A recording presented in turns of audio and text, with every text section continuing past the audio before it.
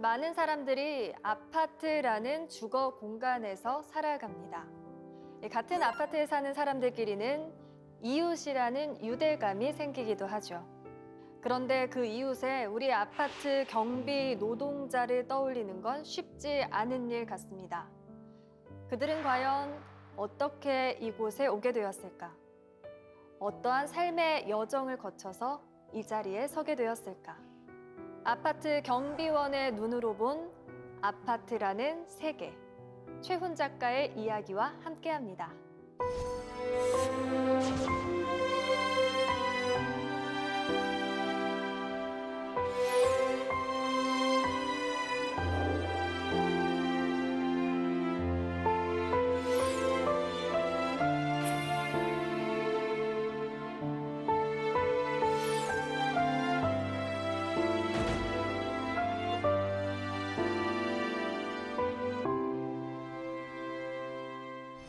반갑습니다. 반갑습니다. 네, 작가님 오랜 시간 대기업에서 일도 하셨고요. 또 해외에서도 근무하셨는데 사업도 하셨죠. 네. 그런데 최근에 아파트 경비원 그리고 작가라는 새로운 직업까지 얻으셨어요. 제가 사업을 하다가 잘 되지 않고 그래서 야 이거 인생 이모작을 시작을 해야 되겠다 해서 이제 결국은 경비원 일을 하게 됐는데 네. 그러면서 옛날에 몰랐던 세상이 보이는 거예요. 예, 그래가지고 그거를 이제 조금씩 글로 남기다 보니까 그게 책 한 권이 나왔습니다. 그러셨군요. 예, 그래가지고 외람되이 제가 지금 이제 작가라는 이름을 받게 됐습니다. 정말 그 내용이 너무 궁금한데요. 네. 네, 경비원 하면은 참 너무 가깝지만 잘 네. 모르는 일이기도 하잖아요. 네, 오늘 네. 강연을 통해서 네. 좀 아는 시간이 되었으면 좋겠습니다. 오늘 강연 잘 예. 부탁드립니다. 예, 그렇게 하겠습니다. 감사합니다.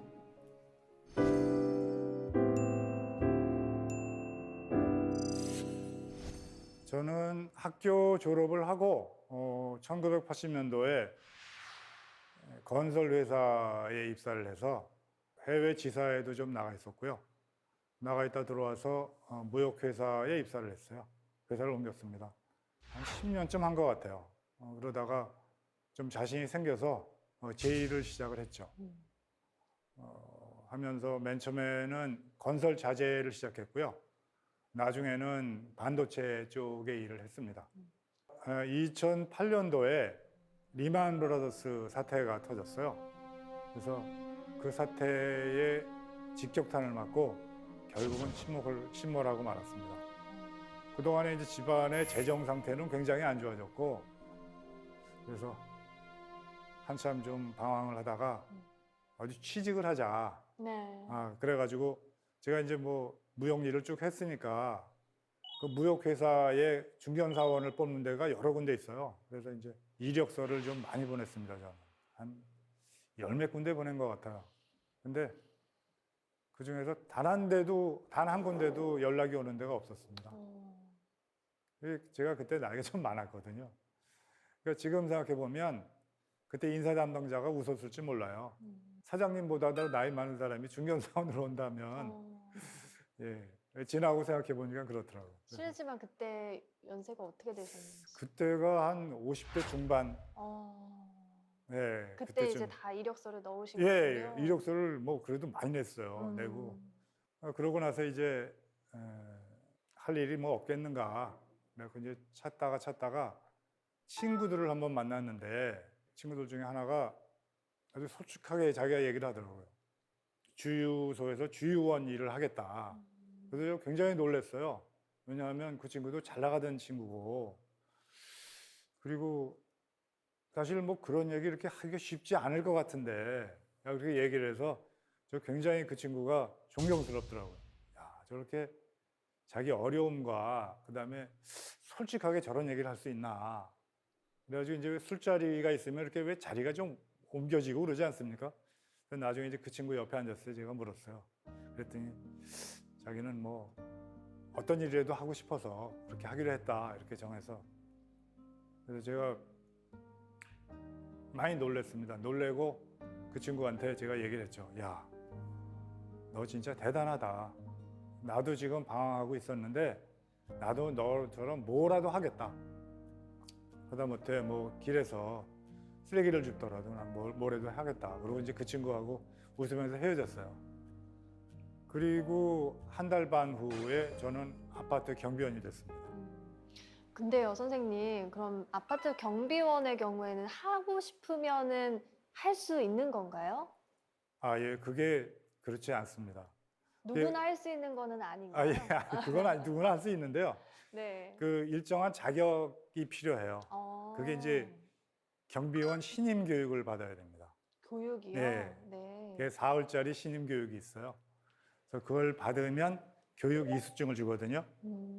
그걸 가져야 대한민국에서 경비원 자리를 어디라도 갈 수 있습니다.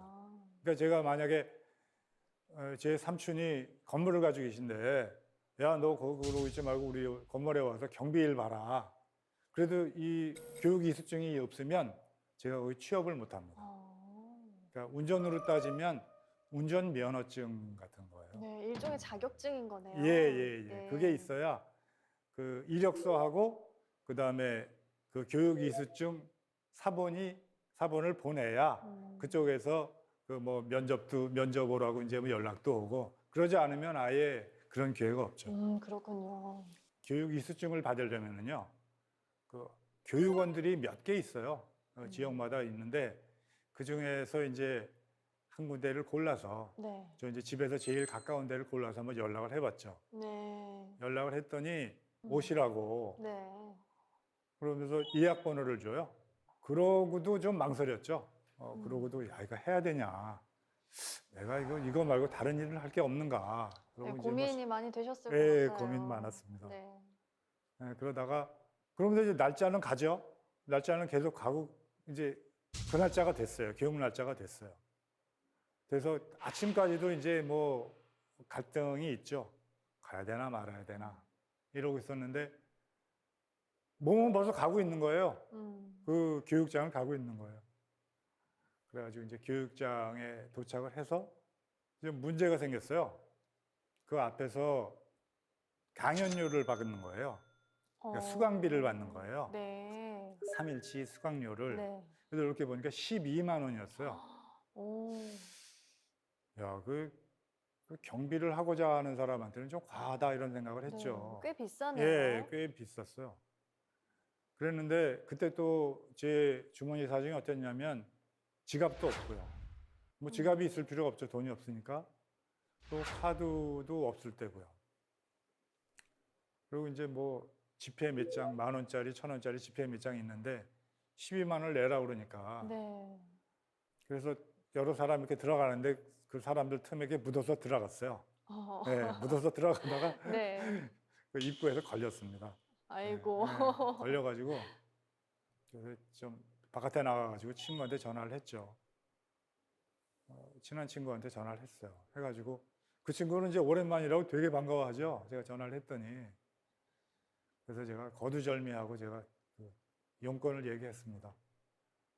야, 사실 뭐 이러저러해서 여기 교육을 받으러 왔는데 내 사정이 그렇다. 네가 좀 도와줘라. 이 친구가 한 30초 정도는 말을 못 하더라고요. 그러니까 제 사정이 안 좋다는 건 알고 있었지만 이렇게까지 안 좋은지는 몰랐을 거예요. 그래서 그 친구 도움으로 교육을 무사히 마치고 이수증을 받았습니다. 교육 이수증을 받고 그래서 이제 여기저기 취업을 하려고 이제 노력을 하다가 한 군데 연락이 와서 거기 이제 면접을 보고 이제 거기 취업이 됐죠. 이력서를 보낼 때도 약간 에피소드가 하나 있어요. 이력서를 하나 보냈는데 여러 군데 보냈는데 그 중에서 한 군데 연락이 왔어요. 그래서 아, 이거 면접 받으러 오라고 연락을 하는 모양이다. 그래서 이제 전화를 받았더니 아, 선생님 이력서 이렇게 써서 보내시면 안 돼요. 그래서 아니 뭐 이력서 더 잘 써야 됩니까? 그랬더니 그 뭐 학력이나 뭐 경력 같은 거 이렇게 화려하게 쓰시면 안 돼요. 아, 그런 게 또 있군요. 아, 예, 예, 네. 그 경비를 하는 사람이 너무 뭐 제가 그렇다는 건 아니고 너무 고학력자거나 너무 화려한 경력을 가지고 있으면 아무래도 그 사용자가 좀 불편하겠죠. 좀 부담스러울 수 있으니까. 예, 네. 그래서 그래서 그때 아차했죠. 그래가지고 이력서를 다시 써서 보내고 그래가지고 결국은 그쪽에 취업이 됐습니다. 그래서 이제 근무를 하게 됐는데, 취업 성공하셨을 때 네, 기분이 어떠셨어요? 그때도 망설였어요. 야, 이걸 해야 되나? 그 순간에도. 그렇죠. 그래서 이제 그 다음 날부터 나오라 그러는데 다음 날 나갔습니다. 나가가지고 이제 뭐 가니까 경비원복이라고 줘요. 모자하고. 그걸 입으면서도 망설였어요. 야, 이거 정말 내가 할 수는 있는 일인가, 이 일을. 여지까지 내가 살아왔던 거하고 너무 다르고, 너무 모르고. 저 이렇게 어떤 이렇게 매듭 같은 거 뭐 만들고 이러는 거 손재주가 없거든요. 그런데 경비원을 한다니, 야, 이게 내가 할 수는 있는 일인가. 그러면서 좀 걱정이 되셨겠어요. 예. 네. 그러면서 이제 근무를 시작했습니다. 거기 아침에 유치원생들에게 등교하면서 경비원 아저씨 이렇게 부르는데, 야, 내가 경비원이 되긴 된다는 모양이다 이런 생각도 하고, 예. 그래서 한 달쯤 생활을 했어요. 생활을 하면서 느낀 것은, 야, 이게 경비원이란 자리가 자기 감정을 앞세우거나 이래서는 도저히 안 되겠구나. 투명 인간이 돼야 되겠구나. 예, 보면은 뭐 첩첩시야 아닙니까? 사용자 아파트 주민들 계시고, 그 다음에 관리 회사 있고, 관리 사무실 있고, 그러고 이제 경비원들이거든요. 또 민원이 많아요. 그러니까 그런데 이렇게 대처를 하다 보면, 야, 이게 감정을, 그리고 그분들 중에 다 원만하신 분들이 있는 것만은 아니에요.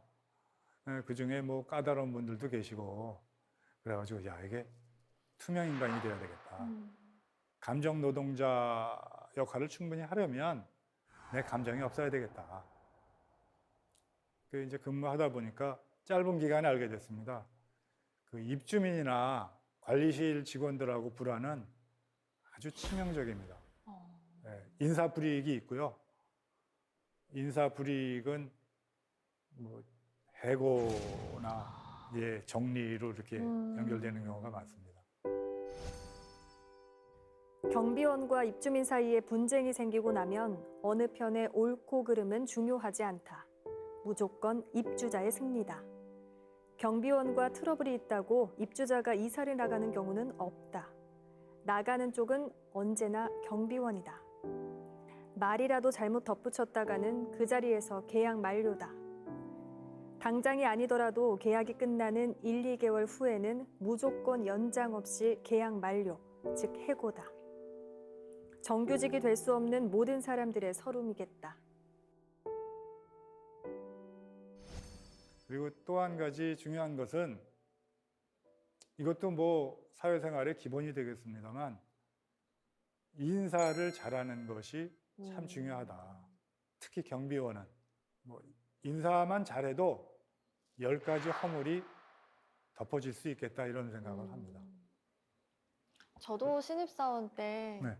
인사 잘하라고 이렇게 이야기 많이 들었었거든요. 예. 그게 가장 기본이라고. 네. 또 어찌 보면은 그냥 평범한 회사원과도 비슷한 면도 있는 것 같아요. 네. 아니 제가 말씀드리면서도 이게 뭐 경비원도 아니고 옛날에 사회생활도 이렇게 했어야 되는 거 아니야 이런 생각을 저 사실 많이 해요. 그래서 많이 배웠고요. 경비원한테는 369가 굉장히 중요하거든요. 369요? 예. 왜요? 이유를 말씀드려 볼까요? 네. 저희 경비원은 임시 계약직이거든요. 네. 그런데 저희 같은 경우에는 3개월마다 계약서를 갱신합니다. 계약 기간이 굉장히 짧네요. 예. 네. 그러니까 보통 이제 뭐 일본 회사 들어가면 3개월 수습 기간 아닙니까? 네. 계속 수습 기간인 거예요. 계속요? 계속, 예. 1년이 지나고 2년이 지나도? 예. 3년을 근무를 했다 하면 12번을 계약서를 쓴 겁니다. 왜 그렇게 하는 건가요? 예. 그게 이제 뭐 규정이라고 그래서 하는데 네. 그게 뭐 맞는 규정인지 아닌지는 모르겠습니다만 음. 예, 그렇게 해서 계약서를 써요. 그러면 3개월 단위로 계속 인사평가가 되는 건가요? 계속하죠. 아, 근데 그 중에 예를 들어서 뭐 실수를 했다든가 네. 또는 그 입주민하고 뭐 관계가 안 좋아서 뭐 분란을 일으켰다든가 이러면은 아주 뭐 막대하게 이제 고과에 반영이 예, 되는군요. 반영이 되겠죠. 아이고. 네. 그래서 저희 그 인원이 자주 바뀌어요. 예. 물론 뭐 3개월 수습 기간은 반드시 필요하죠. 그 새로 뽑는 사람 면접만 보고 뽑았는데 그 사람 인성도 잘 모르고 또 작업 성취도도 모르는 상태에서 계속 쓸 수는 없겠지만 3개월간의 수습 기간을 성공적으로 끝내면 그 다음부터는 뭐 1년으로 하든지 이렇게 해야지 이게 3개월 단위로 계약서를 계속 갱신한다는 거는 사실은 그 관리회사가 갑이니까 갑 마음대로 하겠다는 얘기거든요. 네. 마음 붙이고 일하기도 어려울 것 같아요. 그렇죠. 예. 예, 그렇습니다. 마음 붙일 수는 글쎄요.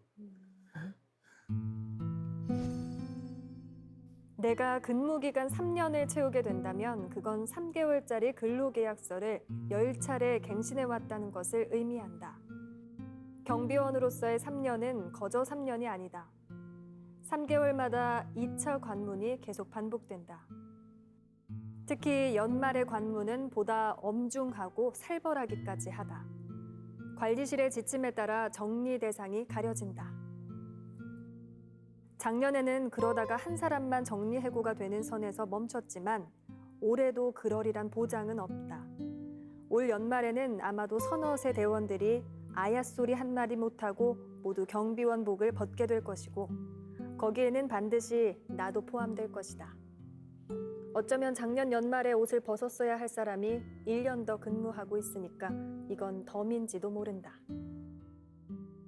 이거를 견뎌나가는 사람들이 있고 그 사람들은 아주 절실한 상태거든요.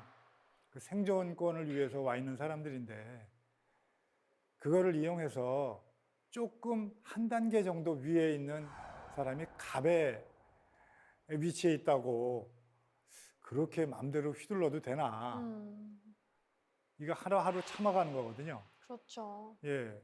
그런데 계속 푸시하고 긴장감 주고 뭐 그렇게 하면 이번 계약 기간 만료 때 좋지 않다 뭐 이런 식을 아주 대놓고 얘기를 해요. 그래서 야 이렇게 직접적으로 사람을 인간적으로 모멸감을 주면서 이렇게 할 수가 있나 참 불합리하다. 저 들으면서 굉장히 화가 많이 나는데 그러십니까? 같은 노동을 하는 네네.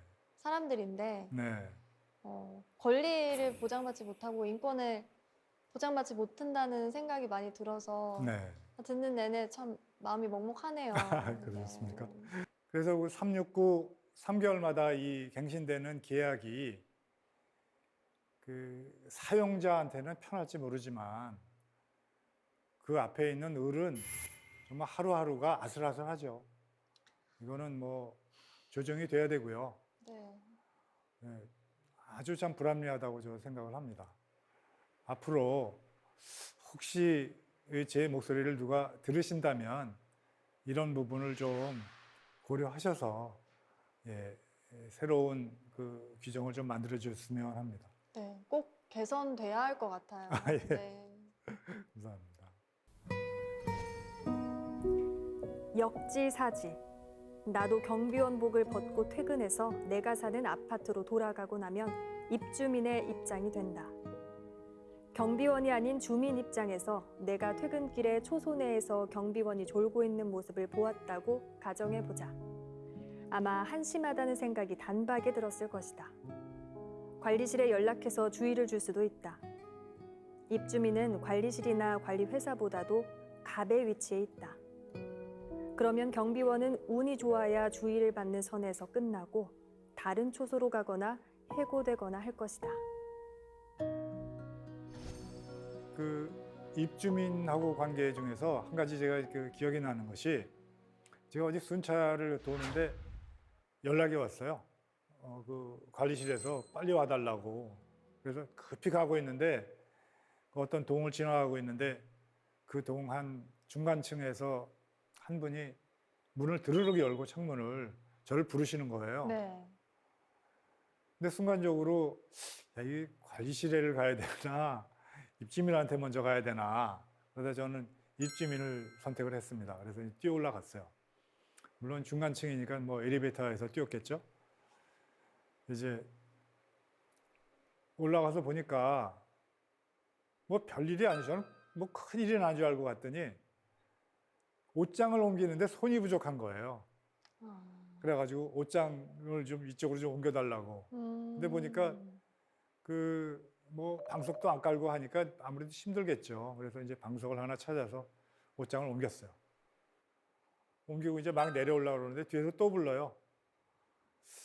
아야, 그럼 먼저 있던 자리가 훨씬 낫네요. 그래서 먼저 있던 자리를 다시 옮겨주고, 예, 내려오는데 참 울고 싶더라고요. 네, 그런데 저는 궁금한 게 이런 가구를 옮겨주는 일도 업무에 포함이 되는 건가요? 업무에 포함은 안 되겠죠. 어, 안 되겠는데 네. 일단 입주민이 원하니까. 근데 저는 처음부터 뭐 가구 좀 올려주세요 그래서 부른 게 아니고, 뭐 급한 일이 있는지 알고 이제 올라간 김에 뭐 했는데 참 내려오는데 좀 씁쓸하더라고요. 사실은 그런 업무 외적인 일들을 요구하면 안 된다고 저는 알고 있거든요. 많이 불편을 겪으시겠어요. 이게 이러지도 못하고 저러지도 못하고 그게 아무래도 고용의 불안정성이랑도 좀 연관이 돼 있을 것 같고. 아, 예, 네. 연결이 되겠죠. 네, 좀 그 힘드실 것 같아요. 관리실에서는, 그 관리사무소에서는 자기네들 편한 대로 규정을 내요. 그러니까 규정대로 하자. 그 다음에 규정이 없는 건 슬그머니 시키거든요. 근데 슬그머니 시키는 거 뭐 안 할 수가 있나요? 예, 안 할 수가 없는 그런 그 관계이기 때문에 어차피 그 손해를 봅니다. 마음적으로든 육체적으로든 손해를 보죠. 그리고 이제 뭐 그거보다 육체적인 거는 그래도 좀 참을 수 있는데 그 정신적으로 그 모멸감을 받는 거, 이런 것들, 그러셨을 것 거기서 오는 같아요. 갑질, 이런 것들은 아주 오래 가요. 그러니까 뭐 제 아들뻘밖에 안 되는 그런 입주민이 저한테 대고 뭐 이렇게 지시하고, 뭐 턱으로 지시하고, 예를 들면 아이고. 심한 경우에는 발로 얘기하는 경우도 있어요. 발로 뭐 물건 가리키면서 뭐. 그거 뭐 삿대질에 그 진짜 갑질의 많이 유형은 뭐 다양하죠. 힘드셨겠어요. 그 한 번은 신입대원이, 들어온 지 얼마 안 된 신입대원이 쩔쩔매고 있어요. 네. 그래서 제가 이제, 저는 그래도 그나마 좀 돼서 이제 고참입니다. 그래서 이제 왜 그러냐 그랬더니 자기가 주차가 좀 잘못되어 있는 차에다가 그 주차 위반 스티커를 붙였는데 네. 그게 동대표 차란다. 아, 그래가지고 지금 야단을 맞고 있다 그래요. 야단을 맞고 예, 있다고요? 예, 예. 그래서 야, 저기 물 한 바가지가 떠가지고 빨리 나가자. 여기 빨리 도망가야 돼. 그래가지고 데리러 나왔어요. 데리러 나오면서 제가 해결하겠습니다. 그러고 이제 데리러 나왔어요. 데리러 나와가지고 가서 보니까 주차가 안 된 데다 주차를 해놓은 거예요. 주차 금지 구역에다가. 네, 불법 주차. 예, 그렇죠. 이렇게 거죠? 코나 돌아가는데 네. 거긴 대면 안 되거든요. 네. 그 시야도 잘 안 나오는데 그 사고도 날 수 있고 그런데. 그런데 그 동대표가 거기다 차를 댔더라고요. 그래도 할 수 없이 그 저기 신입대원하고 같이 가가지고 물 뿌리면서 그 스티커를 또 다 띄웠습니다. 근데 또 이 친구가 그 이제 요령이 없으니까 그걸 뒷면을 이렇게 구석구석만 코나만 해서 살짝 붙여야 되는데 다 떼어갖고 왕창 붙인 거예요. 아, 세게 예, 붙이셨나 예, 봐요. 예. 그래가지고 그것 떼느라고 아주 혼났죠. 근데 그거는 동 대표님께서 떼셔야 되는 거 아니에요? 아니, 그러고 다시 동대표쯤 되는 분이면 차를 거기다 대시면 안 되죠. 그렇죠. 예, 그게 어쩌면 그게 축소판인데 그게 사실은 국민들이 그 국민들을 위해서 일해 주십사 해서 국회의원도 뽑는 거 아닙니까? 근데 이제 국회의원이 되시고 난 다음에 일단 되고 나면 그 다음에는 이제 국민들을 위해서 군림하죠. 그런 세태가 너무 그 축소판처럼 닮아서 사실은 굉장히 씁쓸했습니다. 아, 그리고 그 몰래 버리는 폐기물들이 있어요. 대형 폐기물. 뭐 침대 매트리스나 뭐 책상이나. 근데 그런 거 뭐 수거료를 당연히 내고 버려야 되는데 아주 심한 경우에는 엘리베이터에는 이제 그 카메라가 있으니까 네. 계단으로 가지고 내려오시는 분도 있어요. 대형 예, 폐기물이요? 예, 예. 그 매트리스를 어떻게 거기 들고 내려가는지 와. 모르겠는데. 근데 어차피 그렇게 내려와도 현관에선 찍히거든요. 네. 그 요새 이제 CCTV가 성능이 좋아서 대부분 그 범인을 색출해냅니다. 오. 다만 그 시간이 좀 걸리고 노력이 들어서 그렇지 다 그 범인을 색출해냅니다. 그래서 이제 그 수거료를 이제 받으러 가죠, 저희가. 받으러 가면서도 그런 생각 많이 해요. 야, 그 신고 안 하고 버렸으니까 이거 벌금 내야 된다. 뭐 더블로 내라. 뭐 이러고 싶은 생각이 아주 그런 말하고 싶은 게 아주 목까지 올라오죠. 그래도 뭐 가서 그냥 저희 또 투명 인간이니까 있는 대로만 얘기합니다. 근데 한 가지 놀라운 게 그중에 이제 그 약간 미안해 하는 분도 계시고 근데 아주 떳떳한 분들 계세요. 그거 좀 이해가 좀 안 가죠. 떳떳한 분들은 뭐라고 말씀을 하시나요? 그냥 아주 뭐 그냥 평범해요. 그냥 뭐 평온해요. 아, 예, 그거 얼마예요? 3,000원이요. 아, 그 3,000원 혹시 잔돈이 있어요? 뭐 이런 경우죠. 그 경비원을 대상으로 해서는 뭐 창피하거나 부끄러워할 필요가 없다 생각하시는 건가요? 그러게요. 예, 그 좀 이해가 안 가고 또 어떤 분은 끝까지 그 수거비를 안 내시는 분이 있어요. 그러니까 몇 번 연락을 드려도 알았다 그러고 안 주시는 분 계시거든요. 오. 그럼 저희는 한 3번까지는 연락을 드리고 그다음에 연락 안 드립니다. 그 입주민 분 그 심경을 거슬려서 별로 좋을 거 없거든요. 그래서 저희 그냥 포기하고 말죠. 얼마 전에는 그 경비원이 그 극단적인 선택을 하신 분 계시잖아요. 그 폭행을 당하다가 그것도 네. 지속적인 폭행을 당하다. 모르겠어요. 그 폭행을 한 분이 어떤 이유가 있으신지는 몰라도 조금 아까 말씀드렸던 대로 그 폐기물 사건이든 이런 것들 뭐 문제가 이렇게 쌓이다 보니까 그게 이제 그 폭행까지 간 거로 저는 짐작이 되는데 네. 아무리 그래도 폭행은 안 되죠. 그렇죠. 그 폭행을 한 번도 안 되는데 네. 그걸 지속적으로 했다는 게 참 그 전혀 남의 일 아니거든요. 네. 가슴이 너무 아프더라고요. 그러시겠어요. 예. 특히 그 연배가 저희하고 비슷하니까 분명히 손주들도 있을 건데 그 손주들 보고 싶어서 어떻게 가셨을까 아주 뭐 가슴이 굉장히 아프더라고요. 네.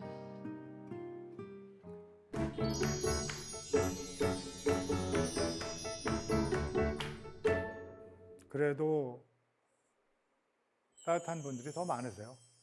저 일하다 보면 상식적으로 생각하시고 그리고 저희 인간적으로 대하시는 분들이 훨씬 더 많으세요. 그러니까 시설 노동자들을 의뢰 자리로 이렇게 몰아내는 분들은 따지고 보면 한 100집에서 한 집, 2집 정도일 것 같아요. 예, 그런 분들이 계속 민원도 넣고 불평도 하시고 그러는 거거든요. 그런 분들 외에는 다 뭐 상식적이고 상식이 통하는 그런 생활의 터전이에요. 아주 그 마음이 따뜻해지는 분들도 많이 계시고 한 번은 겨울에 이제 그 초소에서 근무를 하는데 굉장히 추운 날이었어요. 근데 한 밤 10시쯤 됐나 봐요. 근데 이게 창문이 살살 열려요, 바깥에서. 그 초소 그 창문이. 이렇게 보니까 여학생이 그 잉어빵 봉지에서 아주 뜨끈뜨끈해요. 그걸 하나를 꺼내면서 아저씨 드시라고. 그게 뭐 먹어야 맛이 아니고 그 따뜻한 마음을 받는 거죠. 그렇죠. 예. 아, 뭐 굉장히 고맙죠. 네, 그런 경우도 있고요. 그다음에 이제 그 아침에 교통 정리하는데 차가 가다가 삑 서요. 쓰더니 거기서 한 분이 내리시는데 어디서 낯은 많이 익은데 어떤 분이신가 이제 이러고 봤는데 제가 그 전에 근무하던 그 관할 지역에 사시는 입주민이셨어요. 그러니까 저보다 조금 연배셨는데 그분이 오시더니 아니 뭐 사람 나간 줄 알았더니 여기서 근무하고 있냐고 반갑다고. 거기 이제 사람이 하도 많이 바뀌니까 그러니까 그분이 제가 안 보이니까 아 이제 여기 그만둔 모양이다 이렇게 생각하셨던 모양이에요. 근데 이제 거기서 교통 정리를 하고 있으니까 너무 반가워하시는 거예요. 그러면서 악수를 하시면서 아이고 같이 이제 있다가 여기 저기 옮긴지 모르고 걱정 많이 했는데 어? 잘 지내고 있냐고. 그러면서 이 악수한 손을 놓지를 않으시는 거예요. 그 아주 마음이 아주 따뜻하고 또 한 번은 분리수거 할 때였어요. 쓰레기 분리수거 할 때. 그러니까 작년이네요.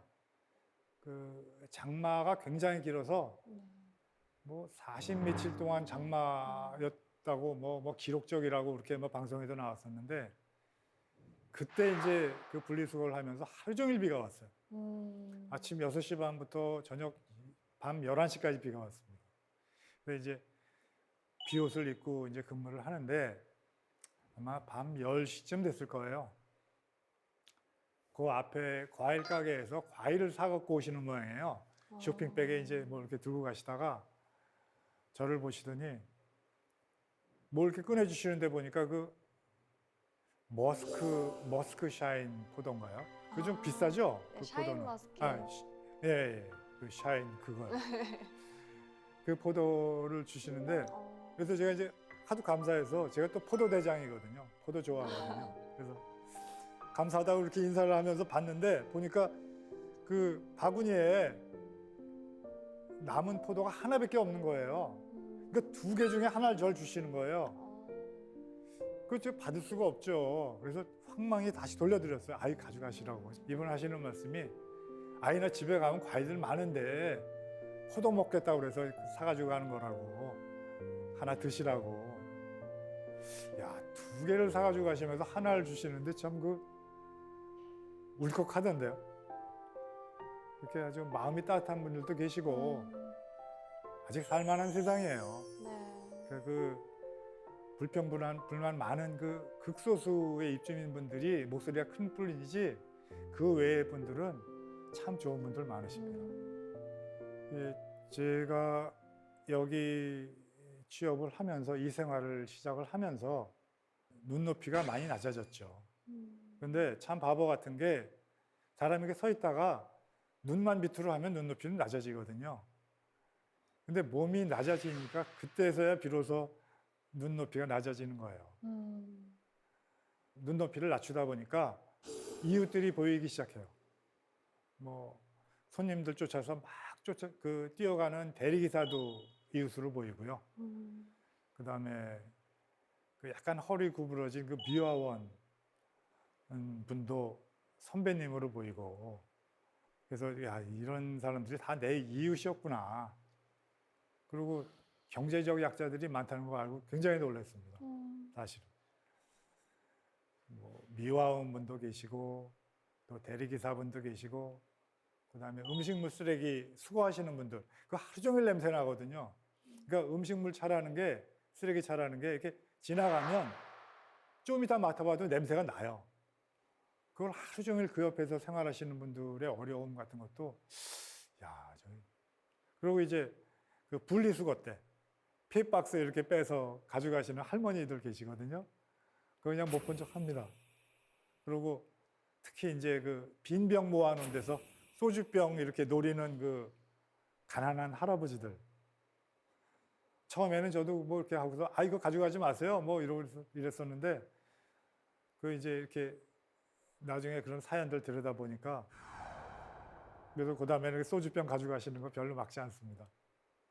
옛날에는 그 제가 사는 데서 제가 옛날에도 이제 아파트 생활을 했으니까 필수 노동자들 이렇게 지나가실 때 그냥 저도 이렇게 돌이켜 생각해 보면 그때 당시에 투명 인간으로 보지 않았을까 이런 생각이 들어요. 그런 반성을 해요. 그러니까 인사는 해도 그냥 건성 인사.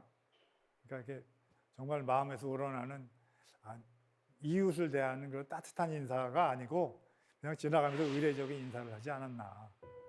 그게 마음이 실린 인사하고 그냥 건성으로 하는 인사하고는 하는 사람도 알지만 받는 사람도 알죠. 예.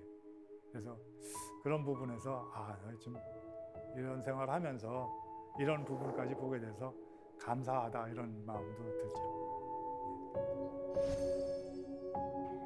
나락에 떨어져 보니 전에는 보이지 않고 알지 못했던 타인의 삶이 눈에 들어오기 시작한다.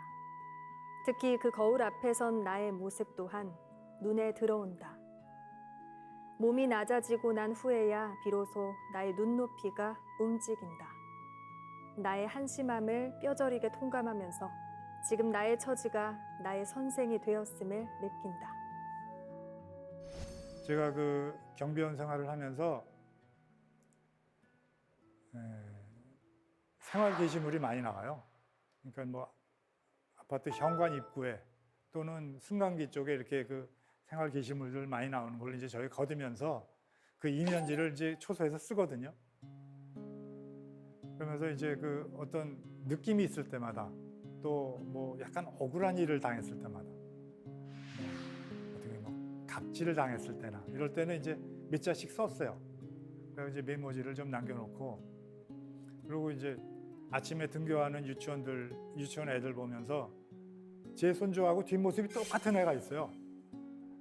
걔를 보면 또 마음에 또 울림이 있거든요. 그래서 그런 내용도 조금씩 적고 이러다 보니까 그 이면지 메모지가 굉장히 많이 쌓였어요. 굉장히 많이 쌓이게 돼서 제가 이제 저 혼자 생각이죠. 야, 이 정도면 뭐 책 한 권 반 정도는 나오는 거 아니야? 뭐 이렇게 생각을 했죠. 그러고 있다가 우연히 그 유명 작가가 뭐 캠페인 하시는 거를 잠깐 방송에서 봤어요. 책 한 번 써보시단가 뭐 그런 그 프로였었어요. 그래서 그걸 이렇게 보고 있다가 가만 생각해 보니까 제 그 이면지 메모가 생각이 나는 거예요. 그래가지고 그 유명 작가분도 한번 도전해봐라. 당신도 책을 쓸 수 있다. 이런 얘기를 하니까 제가 무슨 생각이 들었는지 그분 그 이메일 주소를 어떻게 찾아서 제가 연락을 했어요. 제가 별로 그런 성격이 못 되는데 제가 뭐 이러이러한 사람인데 지금 뭐 이렇게 메모를 하다 보니까 분량이 굉장히 많아졌다. 이런 것도 책을 낼 수 있겠냐. 그래서 이제 그 메일을 보냈더니 그날 밤에 답장을 주셨더라고요. 굉장히 바쁘실 텐데도 그래가지고 그분이 첫 문장이 이거였어요. 선생님께서 이 책을 내시면 저는 서점에 가서 돈을 주고 책을 사서 볼 것 같습니다.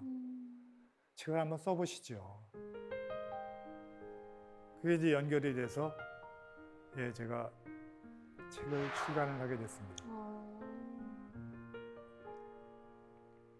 제가 경비원이 되지 못했다면 만나지 못한 세상 거기에 관한 얘기를 쓰게 된 거죠. 저는 앞으로도 제가 저에게 주어진 일을 오래 하고 싶습니다. 네. 이제 100세 시대이기도 하고 그래서 운동도 열심히 하고 또 외국어 공부도 좀 열심히 해서 더 늦기 전에 지금보다는 조금만 더 평안하고 행복한 가정을 만들고 싶습니다. 네. 오늘도 수고하시오. 따지고 보면 우리보다 더 고생하는 사람들도 많소. 지병이 있다든지 혹은 일찍이 노환이 왔을 수도 있어. 그래도 우리는 아직 건강하고 두 발로 딛고 서서 일할 자리를 차지하고 있지 않소. 그에 감사하고 오늘 하루도 최선을 다합시다. 앞으로 우리 앞에 어떤 뜻하지 않은 행운이 오더라도 오늘을 잊지 말고 겸손한 자세와 감사한 마음을 잃지 맙시다. 오늘도 하이파이브. 지금 뭐 코로나도 있고 사회가 굉장히 불안정하고 또 불경기인데 지금 뭐 정년 후에 너무 이른 은퇴로 고민하시는 분도 많으실 거고 네. 그리고 이제 뭐 100세 시대 아닙니까? 그래서 한 번만 주위를 잘 살펴보시면 그다음에 눈높이를 조금만 낮추시면 분명히 좋은 기회가 있으실 거라 이렇게 생각합니다. 네. 저도 지금 경비원으로 하면서 새로운 인생을 살고 있는데 여러분들께도 더 좋은 기회가 있으시라고 기원 드리고 믿고 싶습니다. 네. 네, 감사합니다.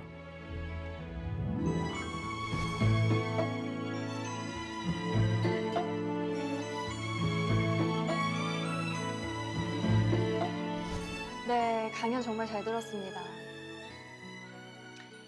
이 경비원 복을 입는 순간부터 내가 투명 인간이 되는 것 같다 이렇게 말씀을 하셨잖아요. 네. 그 말씀을 들으니까 참 마음이 먹먹하기도 하고 앞으로는 이제 경비원님들 만나면 말 한마디라도 좀 따뜻하게 네. 잘해야겠다 이런 생각도 들었어요. 예, 그냥 뭐 같은 이웃이다 이렇게 대하시면 네. 제일 좋습니다. 네. 네. 그런데 아까 이야기를 하시는 걸 보니까 이 경비 업무가 생각보다 굉장히 많은 것 같더라고요. 네, 한 뭐 20가지 정도 되는 것 네. 같아요. 적어보니까. 네, 네. 굉장히 많은데 그 중에서 가장 힘든 업무는 어떤 건가요? 아무래도 제일 힘들다 그러면 쓰레기 분리수거하는 날이 제일 힘들겠죠. 네. 네. 네. 어떤 게 가장 힘드세요? 그게 체력적으로도 힘들지만 네. 새벽 6시 반부터 시작해서 밤 11시 좀 넘어서까지 해야 되거든요. 거의 하루 종일 하시는 거네요. 그러니까 시간적으로 따지면 한 17시간 정도 돼요. 와, 네. 근데 그게 왜 이렇게 지속적으로 해야 되냐면 네. 그 경비원 한 사람이 담당을 해야 될 가구 수가 보통 400가구 평균 와. 정도의 한 400가구 정도 돼. 사람이요? 예. 그러니까 400가구가 쏟아내는 그 쓰레기를 다 정리를 해야 되니까. 아, 근데 그것도 뭐 몇 시부터 몇 시까지 나오세요 그러는 게 아니고 그날 약속된 그 요일 날 다 나오거든요. 그리고 어떨 때는 이제 그 전날부터 나올 때도 있어요. 전전날부터 나올 때도 있고요. 근데 이제 더 힘들게 만드는 거는 그 전전날 나왔던 사전 그 쓰레기들이에요. 그런 것들은 분리가 안 돼서 나오거든요, 대부분. 아, 그걸 다시 재분류를 해야 돼요. 뭐 정말요? 플라스틱이면 플라스틱, 뭐 캔이면 캔, 폐지면 폐지. 그러니까 2번 작업을 해야 되는 거예요. 그래서 거기서 해가지고 다시 그 쓰레기장으로 옮겨야 되기 때문에 야, 이런 거는 제 날짜에만 해주셔도 참 좋겠다. 그리고 이제 그게 매일 날 좋은 날만 하는 건 아니거든요. 뭐비 오는 날도 있고, 그렇죠. 또 눈 오는 날도 있고, 또 아주 더운 날도 있고. 그래서 그럴 때에 이제 어려움이 많이 있죠. 고충이 많으실 것 예, 같아요. 예. 그리고 그 쓰레기를 버리시는 분들도 제대로 이렇게 다 잘 버리시는 분들이 대부분 그래요. 요새는 그 페트병 따로 버리잖아요. 투명 그쵸? 페트병 따로 네, 버리죠. 네. 그리고 이제 하루 종일 이제 모아놨는데 밤중에 들어갔다가 휴게 끝나고 그다음 새벽에 다시 나와서 마무리를 좀 하거든요. 근데 보면은 거기에 이제 다른 그 플라스틱이 다 들어있는 거예요. 다른 색깔. 그 하루 종일 모아놨는데 어저께. 아이고. 얘가 이제 그걸 걷어내야 되는 작업도 있고. 예. 그런 면에서 분리수거 업무가 제일 어렵습니다. 네. 저도 선생님 말씀 들으니까 좀 더 분리수거를 열심히 해야겠다. 네. 고충이 많으시겠구나 그런 생각이 드네요. 우리 작가님 인생을 보면 참 우리 시대의 아버지들을 보는 것 같아요. 내가 이 나이에도 또 다른 노동을 할 수 있겠구나 이런 생각을 하셨었나요? 아, 그런 생각 못 했죠. 음. 예, 못 하고 오죽했으면 제가 나이를 굉장히 많은 나이에도 네. 무역회사나 그런 회사에다가 제가 이력서를 뭐 한 20통 가까이 넣겠습니까? 그렇죠. 근데 이제 그게 안 되니까 그리고 왜 나를 왜 안 면접도 보라고 안 하지? 저는 이제 제가 나이 먹은 생각을 안 하고 그랬는데 보니까 제가 어느새 나이를 먹고 그런 데에 아무리 중견 사원이지만 갈 수 있는 그런 그 테두리에 있지 않더라고요. 그죠? 근데 다만 작가님뿐만 아니라 우리 시대의 많은 아버지들께서 네, 네, 네. 그런 고민을 또 많이 하실 것 같아요. 그분들한테 해주고 싶은 말씀 있으신가요? 예. 그러니까 그 조금만 눈을 돌리시면 또 예전의 눈높이보다 조금만 눈높이를 낮추시면 저는 분명히 일을 찾으실 수 있다고 생각하거든요. 그리고 일을 하시는 것이 정신 건강에도 좋아요. 물론 뭐 갑질을 받거나 이러면 이제 마음의 상처가 되지만 네. 그런 시간 외에는 사실은 자기 개발도 할 수 있고요. 또 육체 노동이 조금 들어가는 일이라면 체력 관리도 하게 돼요. 자연히. 하다못해 맨손 체조도 하고 이러다 보니까 체력도 좀 많이 좋아진 것 같습니다. 네. 그래서 자기 육체나 정신이나 이렇게 사용해서 무슨 일을 한다는 것이 물론 뭐 생존권의 문제일 수도 있겠지만 아름다운 근로라는 생각을 바꾸면 네. 더 바람직하지 않을까. 오늘 강연 들으면서 제가 미처 생각하지 못했던 네. 어찌 보면 저희와 가장 가까운 거리에 계시는 분들의 이 노동 환경에 대해서 네. 다시 한번 생각해 보게 된 뜻깊은 시간이었던 것 같습니다. 아유, 감사합니다. 네, 오늘 강연 감사합니다. 네, 감사합니다.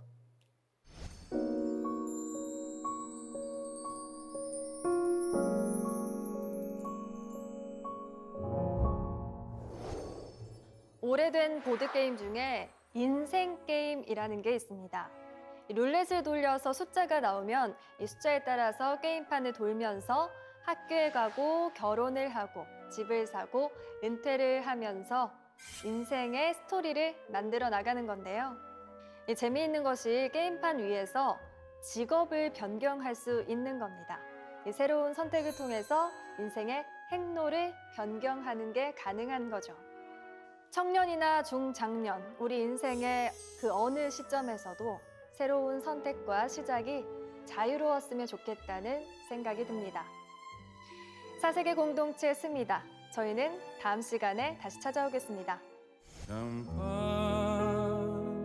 per brindare un incontro